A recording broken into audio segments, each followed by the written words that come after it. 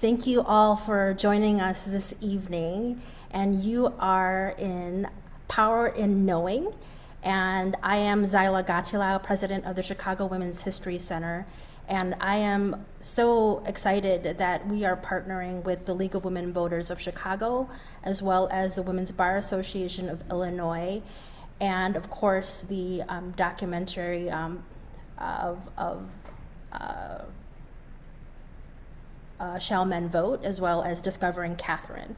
And so we are so excited to introduce today our historian, Dr. Gwen Jordan. Dr. Gwen Jordan is a legal historian earning a Juris Doctorate from the University of Denver College of Law and a PhD in history from the University of Illinois, Chicago. She was a professor at the universities of Illinois, Wisconsin, and Massachusetts, a deputy district attorney in Colorado, and was a staff attorney with the Illinois Innocence Project. Her scholarship focuses on history of women lawyers and their local, national, and international social justice activism, issues of gender, race, and law, and critical race theory. I know I saw stuff, so I'm excited to talk about a lot of the things that I know that folks didn't know about the suffrage movement. And so just a few housekeeping rules. We're going to have some time for Q&A towards the end. If you wanted to prep for that, there is a Slido QR code, and we can come back to this as well. For those of you that wanted to ask any questions, we'll be able to take your questions there. And there are a few places where you'll be surveyed as well. All right, and with that, please welcome Dr. Gwen Johnson.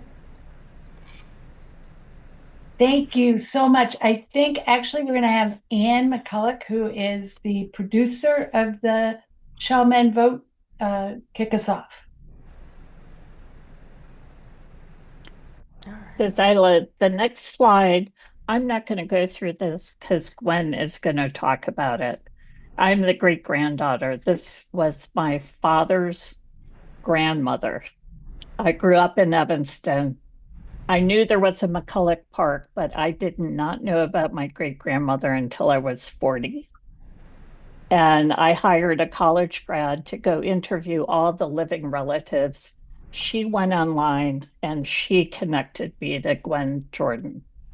And we were blown away. It's been over 25 years that I have learned as much information about my great-grandmother. Zyla, if you could go to the next slide.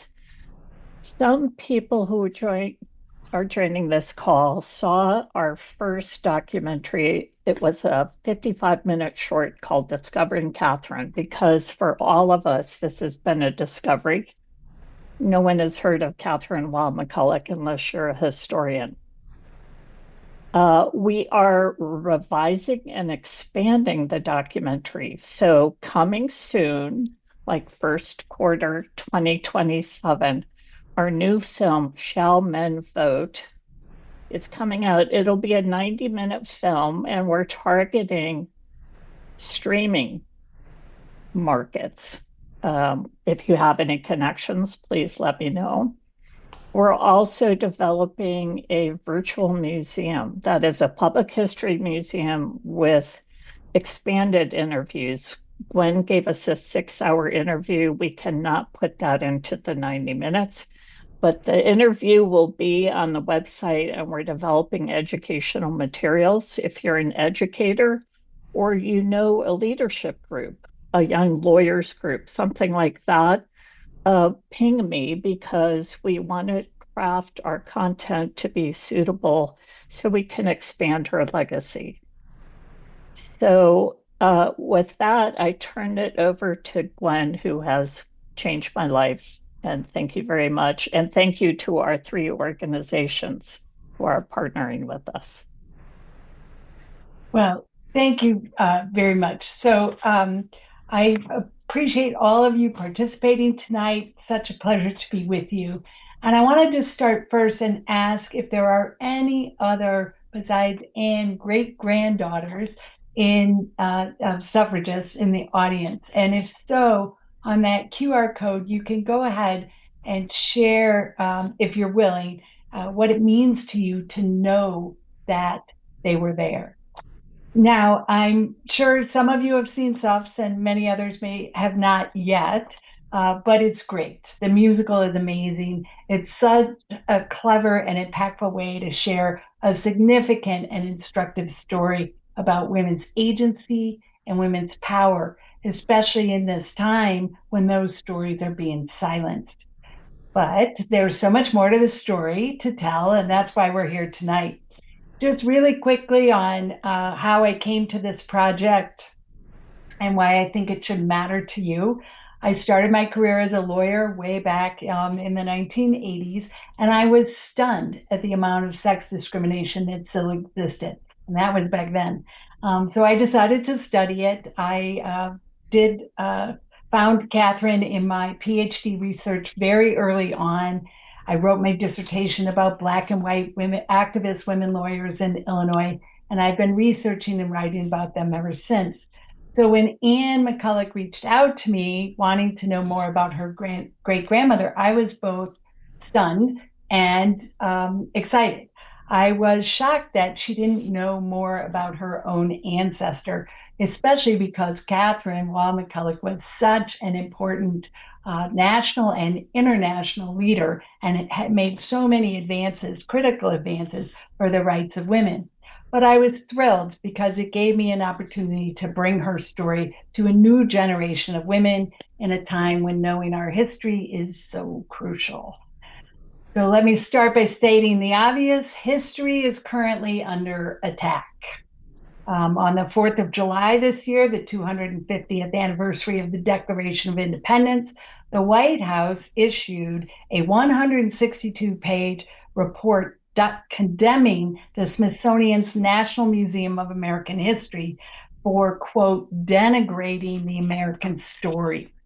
The report particularly criticized the director of the museum, Anthea Hardig, for explaining to students that history is, quote, a prime tool of social justice. And just this afternoon, I don't know if you saw it right before we gathered here, the House committee finished questioning Hartig, who they had subpoenaed, about the exhibits at the museum that were criticized in the report. So history is under attack because it is powerful. It is a tool of civic engagement. Knowing history is powerful. President Barack Obama recently discussed the power of knowing history in reference to the period of Reconstruction after the Civil War, and he described it as the first moment since the founding of the country in which this idea of perfecting the Union was attempted in a fairly significant way. He acknowledged the failures of the moment, but explains that the movement left, quote, all these embers, ideas and possibilities, and points in a certain direction that then allows future generations to draw on and inspire others. Perfecting the Union is not a static project, Obama said. Of course, it's a continuous exercise. Suppressing or distorting history is harmful. There's a personal and a collective harm in not knowing. So it's harmful to the great-granddaughters and their descendants to not know their heritage. And the personal harm of suppressing history or getting it wrong was recently poignantly illustrated by Shannon Lanier. He's the 6th great-grandson of Thomas Jefferson and Sally Hemings, Jefferson's enslaved mistress. And when Lanier was in 2nd grade, he shared that his class was learning about President Jefferson. So he was very excited to share his identity, only to have the teacher tell him to sit down and stop lying. He described what he learned, the importance of knowing who I am, being strong in the belief of who I am, and to not let others define me. And he learned that his 6th great-grandmother needed to be written back into history. Suppressing or distorting history is harmful to all of us. As Jon Stewart, the comedian and political commentator, articulated during his interview with Harvard historian Jill Lepore, Stewart observed, quote, "There is a danger in not knowing history because it allows us to make presumptions and assumptions that lessen the work we have to do to make change." And all of this is especially true for women's history. As Jill Hasday, a distinguished Minnesota law professor, writes, quote, "Forgetting women's struggles for equality and forgetting the work America still has to do perpetuates injustice, promotes complacency, and denies how generations of women have had to come together to fight for reform and against regression." Paula Monopoly, a distinguished law professor at University of Maryland, writes specifically, quote, "Exploring feminist constitutional strategies across time illuminates a history and tradition that may help us restore the right to abortion and establish a broader reproductive justice." And then Hasday, of course, posits that knowing these stories can help the nation advance towards sex equality. Now, the history of the women's rights movement, the fight for women's suffrage, and particularly what came after, has not yet been fully told and shared. Women's historians have done tremendous work in uncovering the women, the events, and the strategies that built the movement from the founding of our country through wars, slavery, constitutional achievements, and then, of course, through the backlashes that inevitably came after every advance. The more we know, the more we can use the energy from the embers left behind to aid in our continuing fight for equality. Now, for those of you who haven't seen Suffs yet, it's a musical about Alice Paul. She's a women's rights activist from New Jersey, and her closest supporters who formed the National Women's Party. They formed the party and they started working in earnest in the last 8 years or so of a more than 70-year fight to win the vote. Stuff starts with Alice Paul as a new, stubborn, bright, enthusiastic young woman who came to Cat with all these, quote, new ideas. And Carrie Chapman Catt is depicted as a conservative old fogey who rejects Paul. Now, Catt was the president of the National American Women's Suffrage Association, known by its acronym NAWSA. And she's about 52 years old when the play starts and Paul comes to her. And she's been organizing and fighting for suffrage her entire life. Stuff's focus is on Paul, so we don't really get to know the cohort of leaders in Nassau. It's just represented by Cat. But Nassau represented over 2 million women.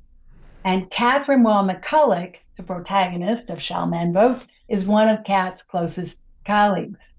Now, McCulloch became a lawyer when there were less than 200 women lawyers in the country.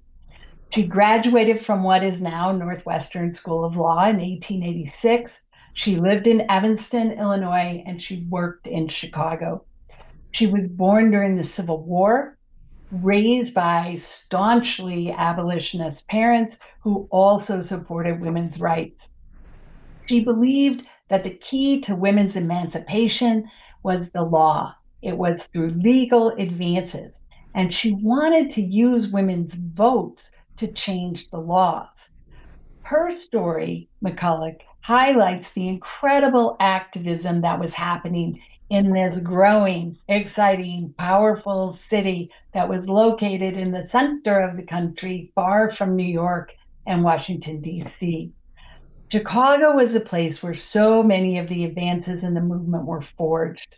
So putting these two stories together, McCulloch and Paul, allows us to see more of the nuance and the contradictions, the struggles and the work that can shake us, hopefully, from our complacency and bring us together to fight for reform against regression, which is happening, and move us towards sex equality. So, what are some of the themes from SUF, the lessons that we want to carry forward, and from the forthcoming documentary Shall Men Vote? So, there are many. I'm going to just focus on three during our time together. The first is that generational change is critical and difficult. We must embrace and celebrate it to move forward, uniting despite our differences, respecting the foundational work of the past, the shoulders we stand on, right? And supporting the new energies and ideas of the present. And then, second, is that Chicago played a critical role in the women's rights movement for both winning suffrage and law reform. And then third, that we must continue to uncover and preserve the diverse stories to reveal those valuable embers that we can hopefully rekindle into flames. Now, the first theme is depicted in the opening scene of SUFS, where Kat rejects Paul's ideas. And then it's reprised at the end when Paul is presented as the old bogey, rejecting a new, stubborn, bright, and enthusiastic young woman. And they don't tell us who that woman is, but it could have absolutely been Shirley Chisholm, one of the co-founders of the National Organization of Women.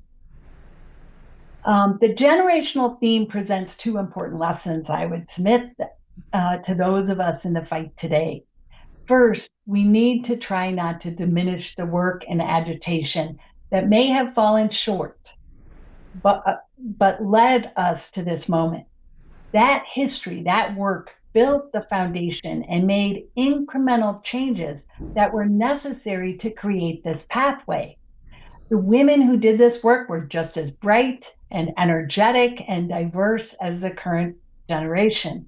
They debated, they made hard choices and strategies, and we can learn from their failures and their successes as we introduce these new ideas. And then second, that there have always been internal divisions within the movement, between races, between classes, between generations, and between strategies. These divisions, we know, have always been costly to the movement. And so I submit that we must work to find a way to cross those divides and remain united in our goals, even as we have these differences. Now, the first example in SUFS is Paul's initial big idea, presented as doing what has never been done before, and that was to hold a suffrage parade in our nation's capital in 1913. And I think we have a slide of that. This scene and the history it represents is incredibly important in our struggle for equality. First, it implies that the previous strategies of women's rights activists have always been conservative and that the fight has always been limited to suffrage. And it's important for us to understand that is absolutely not the case. Black and white women have been fighting for equality since the founding of our nation. They fought for slavery and against the laws that the colonists brought with them from England that rendered a married woman civilly dead without a legal identity or any rights. And I think we have a slide for that as well. These laws came from the English doctrine called coverture. And you've heard this term, I'm sure, before. It's the idea that when a woman was married, she didn't need rights because her husband will cover her and protect her. And if you saw SUFs, these are the laws that Doris Stevens, who's in this next slide, was singing about in the number If I Were Married, right? So the laws deemed that a married woman could not own any real or personal property. She could not enter into contracts, sue or be sued, execute a will, vote, hold public office, or have guardianship of her children. And we have a cartoon, I think, in the next slide. There you go. That shows how women felt. And in other words, what this really meant is a husband could take his wife's wages, He could beat her, he could rape her, and he could take her children. So overturning these laws was at the heart of the women's rights movement to make women independent citizens with full and equal rights and privileges. That's what everybody was fighting against. And they fought back in lots of ways from the beginning. First, they founded, like here you see, female seminaries, and this is Mount Holyoke, which was founded in, I don't have the date in front of me, 1833, I think. And this allowed women to have an education to widen their opportunities. Next, they passed laws that incrementally overturned coverture. And these began before the Civil War in the form of Married Women's Property Acts. And the one that you see depicted here is a news article about one of the first passed by activists, women's rights activists in New York in 1848. And then third, women organized. Women were formally holding local conventions, most famously Elizabeth Cady Stanton's Seneca Falls Convention in New York in 1848. But by 1850, women were holding national conventions demanding citizenship rights and the end of coverture restrictions. So educate, legislate, and organize. And women were petitioning legislatures, they were giving public lectures, they were publishing articles and books, and they were engaging in collective and individual protests. After the Civil War and the passage of the 14th Amendment, which made women citizens, and the 15th Amendment that established universal male suffrage but excluded women, women responded in 4 additional important ways. Women voted anyway.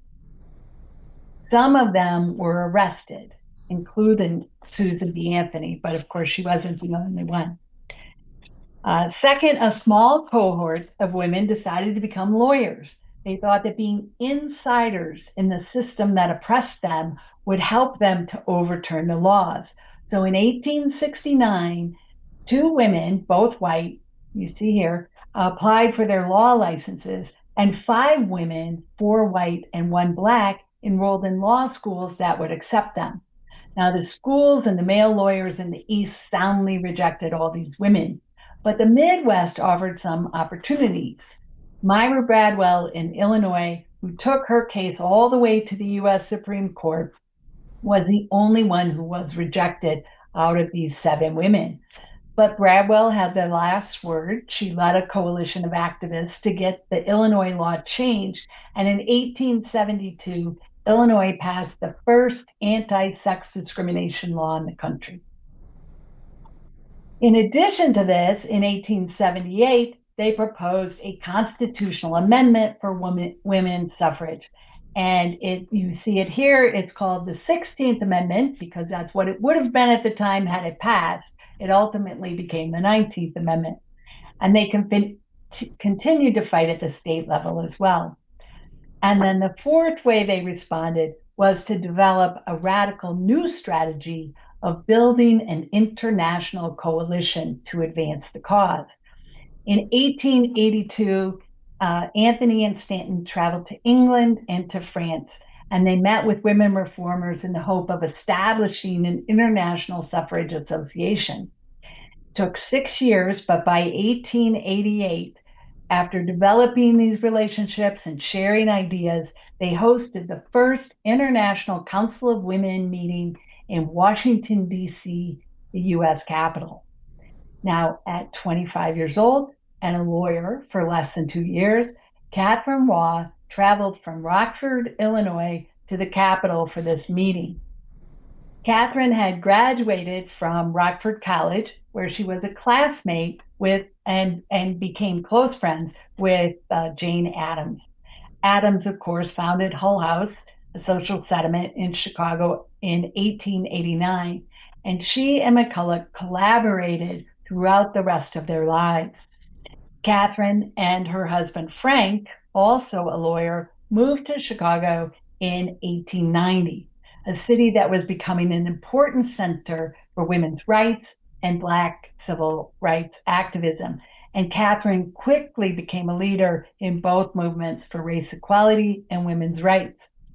Now, Chicago at the time was a burgeoning industrial city.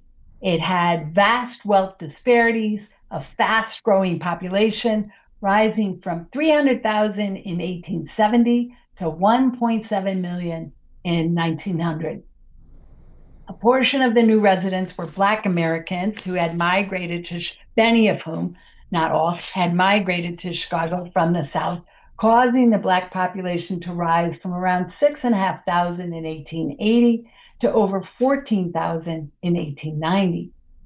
There were also growing communities of mostly European immigrants that lived in dire poverty on the South and West sides in Chicago. Now, there was already a really strong network of women's rights activists in the city, including Myra Bradwell. And when McCulloch moved here, she quickly joined forces with these women and with their suffrage organization, the Illinois Equal Suffrage Association. And she served initially as the legislative chair and then became president of the organization. And she explained that what they were doing was, quote, working for any fragments of good legislation that seemed possible. She wanted to win rights and overturn coverture. And so they continued the work of the first generation of women lawyers and activists, drafting legislation, for instance, to raise the age of consent. The age of consent is the age at which the law deems a girl is competent to consent to sexual intercourse. In Illinois, it was 10. In some states, it's as low as 7. And so they worked to raise the age of consent. They also worked to grant women the right to control their property and their wages and their body. Now, within a year, they made some progress. In 1891, they secured the right for women to vote in school board elections. The Illinois Supreme Court upheld that law, because the offices of school board are not mentioned or were not mentioned in the Illinois Constitution. And the Illinois Constitution limited voting to men. But because those offices weren't mentioned, McCulloch understood right away that this meant that any offices that aren't mentioned in the Constitution are potential offices that women could vote for. So she drafted a new law. And this suffrage bill permitted women to vote for all national offices, including the presidency, as well as in municipal, county, and town village offices that aren't mentioned in the Constitution. The bill was introduced in 1893 and then reintroduced every year for the next 20 years until it passed in 1913. McCulloch also became part of the women's club movement, which was thriving in Chicago. Among the middle and upper classes, Black and white women were members of mostly segregated clubs that involved literary pursuits, political pursuits, and social reform. Fannie Barrier Williams and her husband, S. Lang Williams, who was a lawyer, moved to Chicago in 1887. And Williams was a journalist. She was bright. She was energetic. She was a leader in the city's Black clubwoman movement. And she determined to become a member of the all-white Chicago Women's Club. Now, McCulloch, who was a member, joined recently, as soon as she moved to Chicago, quickly became one of Williams' staunchest supporters. It took several years, but in 1895, Williams became the first Black woman admitted to the club. McCulloch and her husband maintained a friendship with the Williams throughout their lives, inviting them to their home for dinner on several occasions in a time when white people inviting Black people to their home for dinner was so controversial that it not only made the Chicago newspapers, it made the national newspaper. McCulloch also became friends with colleague Ida B. Wells. Now, Ida B. Wells moved to Chicago in 1893. Wells was born enslaved in Mississippi in 1862, the same year as Catharine. She moved to Tennessee at age 20, where she became an activist, a journalist, a leader in the fight to end lynching.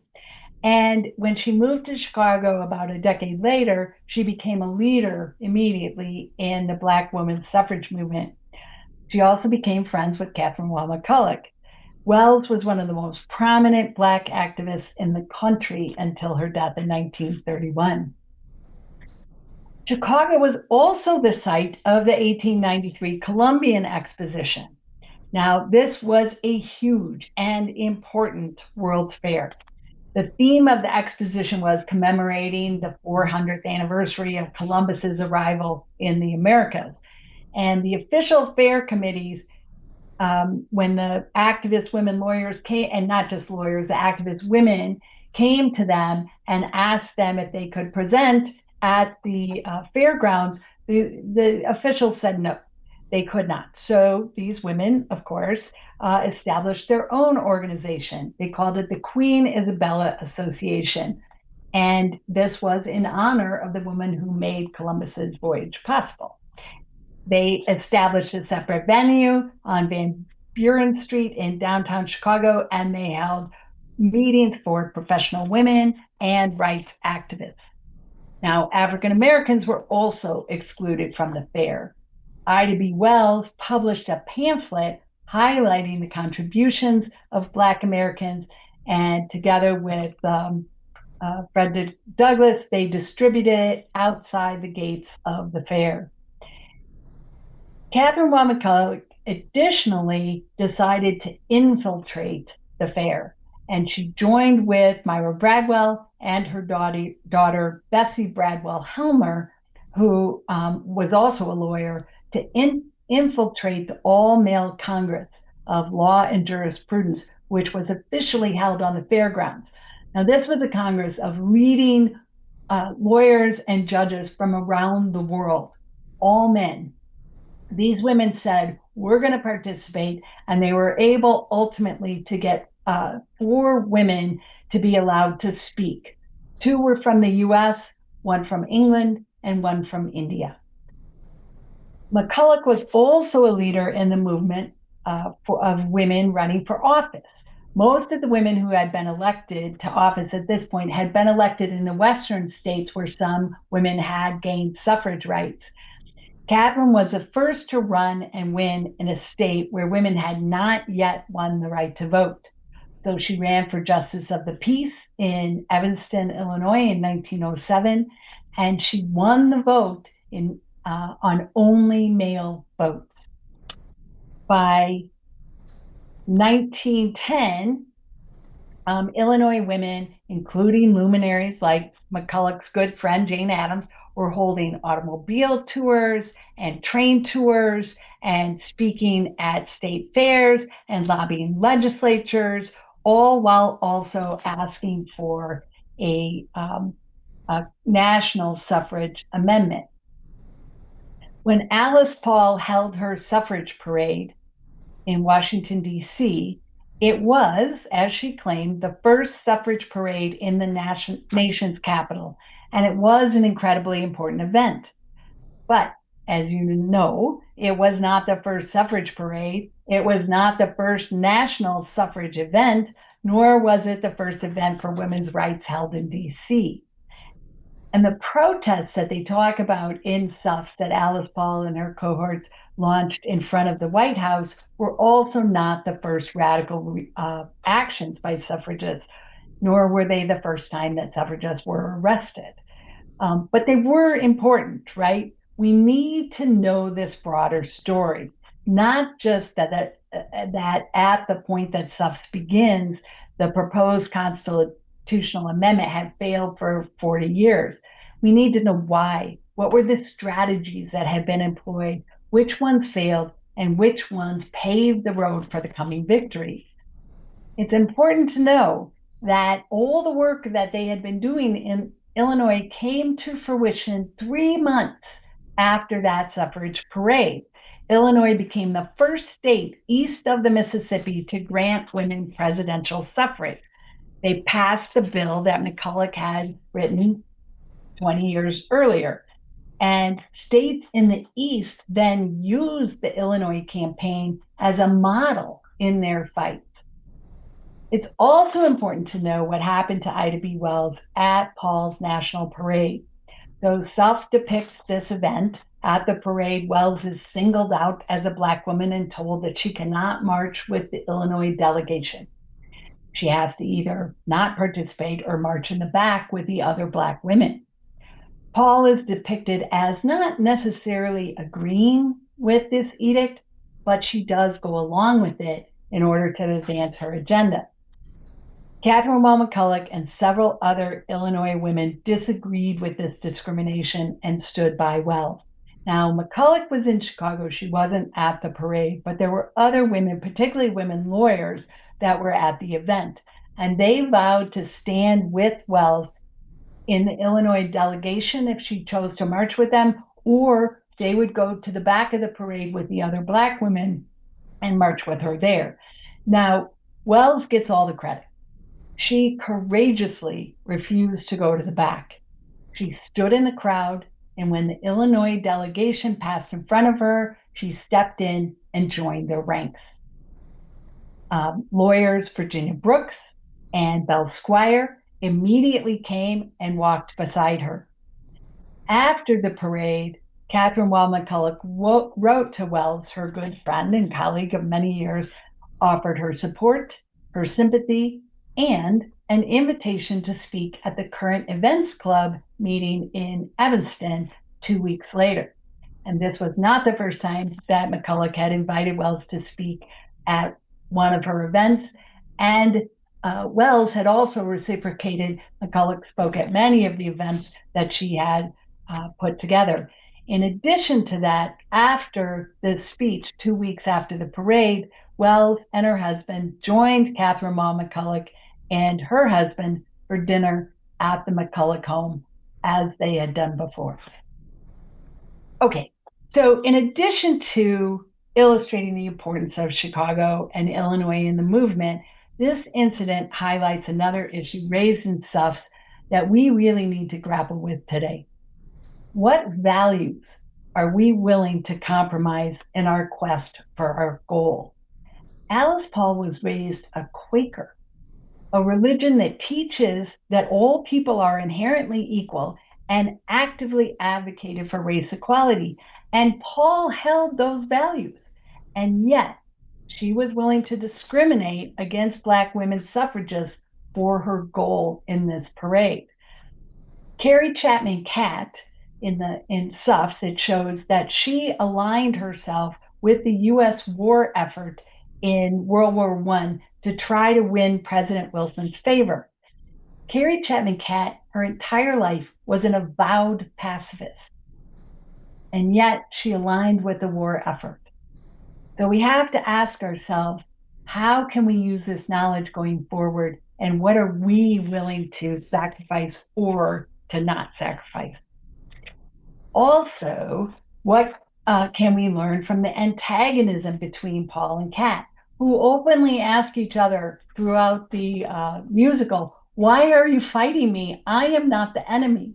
They both wanted the same goal. They just had different strategies, came from different perspectives. Most historians believe that ultimately it took both Nassau and the Women's Party and all those who came before to win the vote. Women went from being civilly dead to being citizens with political rights.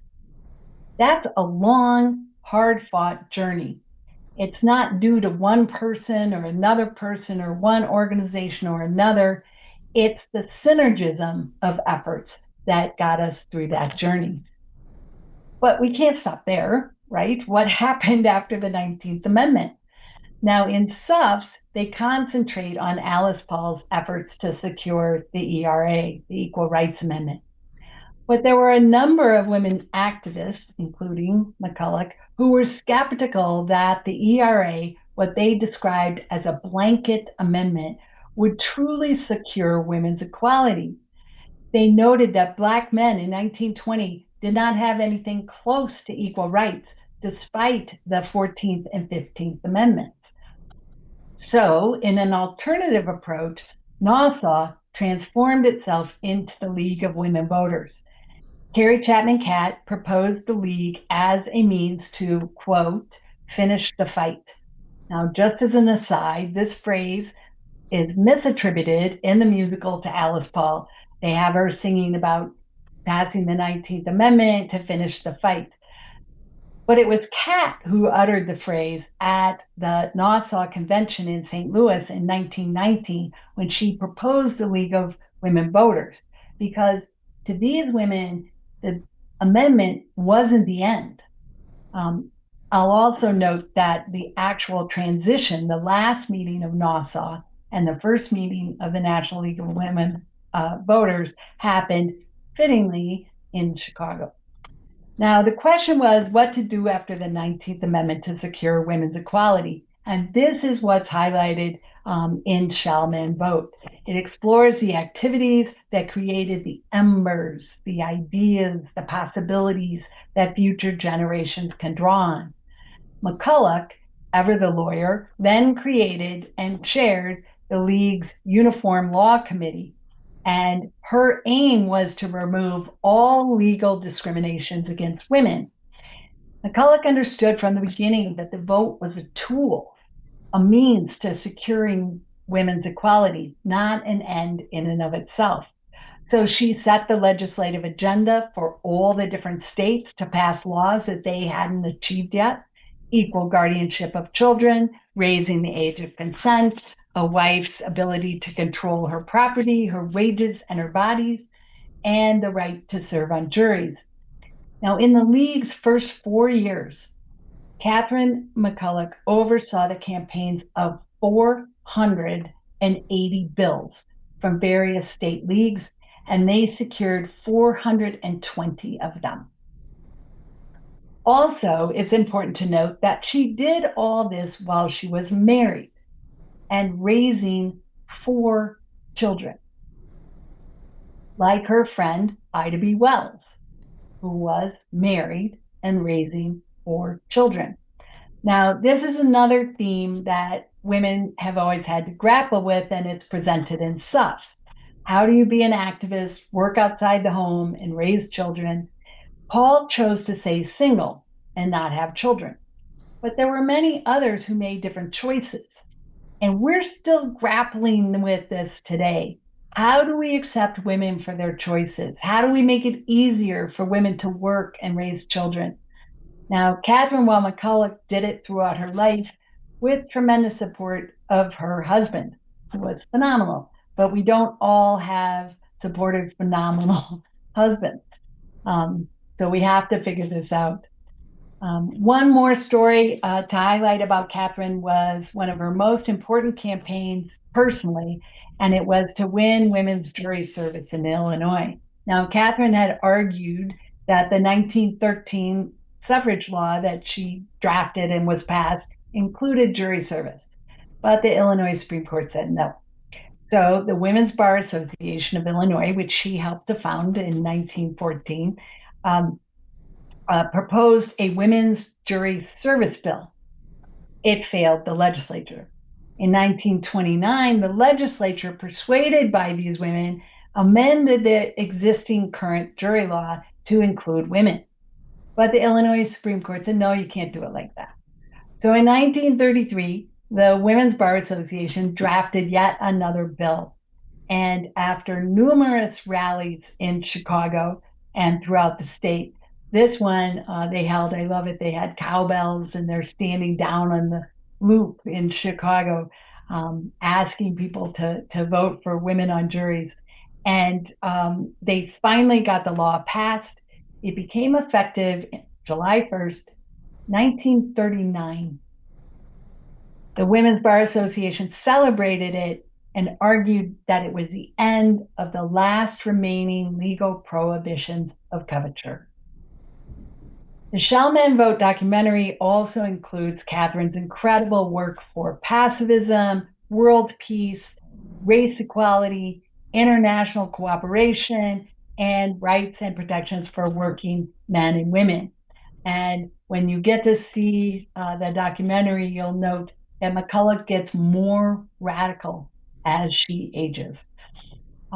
Throughout the rest of her life, she urged women to use the vote, women of all ages. She described it as a powerful instrument to secure true equality. As she said in 1940, when she was 78 years old, young women in your 20s, starry-eyed to help better our American way of life. You experienced matrons with toil-worn hands.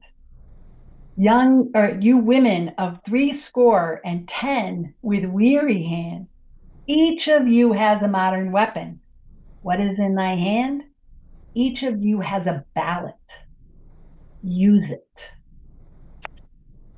So this brings us to our final theme. How do we continue to uncover and preserve these stories, and how do we use them to rekindle the embers into flame?